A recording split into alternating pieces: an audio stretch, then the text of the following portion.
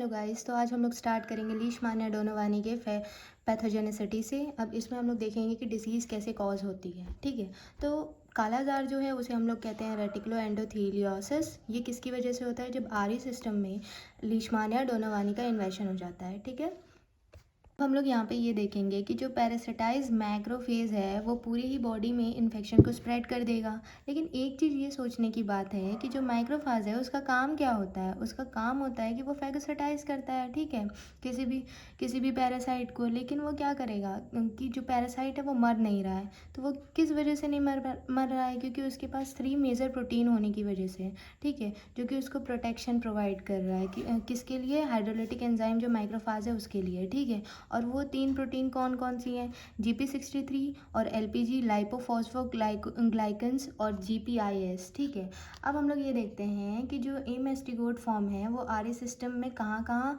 Particularly multiply होता है? तो स्प्लीन में, लीवर में, बोन मैरो में। ठीक है, और इस तरीके से मल्टीप्लाई होके वो पूरे आरी सिस्टम को ब्लॉक कर देता है। ठीक है, यहाँ पे मार्क प्लोरिफरेशन भी शो होता है, डिस्ट्रक्शन भी शो होता है आरी टिश्यू का। इन्फेक्शन की वजह से प्लोरिफरेशन होगा और डिस्ट्रक्शन होता है किसकी वजह से? एमेस्टिगोट की वजह से।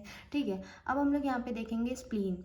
तो स्प्लीन जो है वो हमारा मोस्ट अफेक्टेड ऑर्गन होता है। ठीक है, और ये एनलार्ज हो जाता है और जो इसकी कैप्सूल होती है वो बहुत ही मोटी हो जाती है। किसकी वजह से? पेरिस्प्लेनाइटिस की वजह से। और अब जो स्प्लीन है वो हमारा कैसा है? सॉफ्ट होता है और फेब्राइल होता है। ठीक है, और थिन और एट्रोफाइड ट्यूबरकल उसमें होते हैं। ठीक है, अब यहाँ पे हम लोग ये देखते हैं कि जो रेटिकुलम सेल्स हैं वो बहुत ही ज़्यादा इंक्रीज कर जाती है और लोडेड होती है हमारी एल डी बॉडीज़ मतलब एमेस्टिगोट्स। ठीक है, और जो लिम्फेटिक इन्फिल्ट्रेशन होता है वो बहुत ही कम हो जाता है और प्लाज्मा सेल्स जो होती हैं वो बढ़ जाती हैं। किसकी वजह से?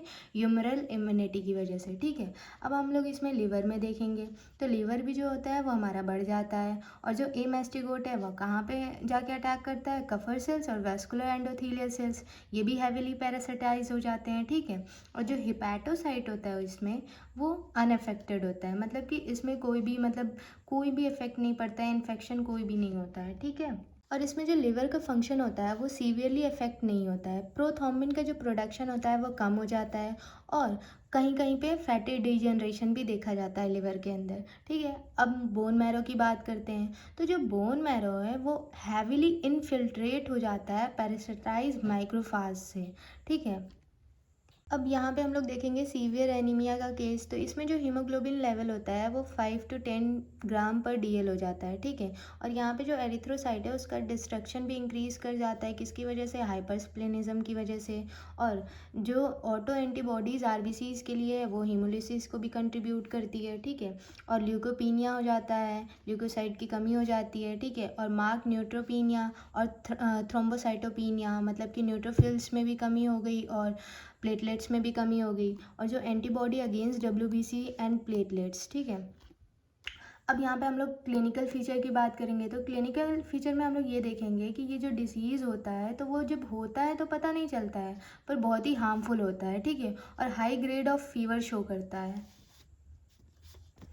अब यहाँ पे हम लोग देखेंगे कि इसमें क्या होता है। भाई स्प्लीन ज़्यादा एनलार्ज हो रहा है, स्प्लीनोमेगैली होगा और हिपैटोमेगैली होगा।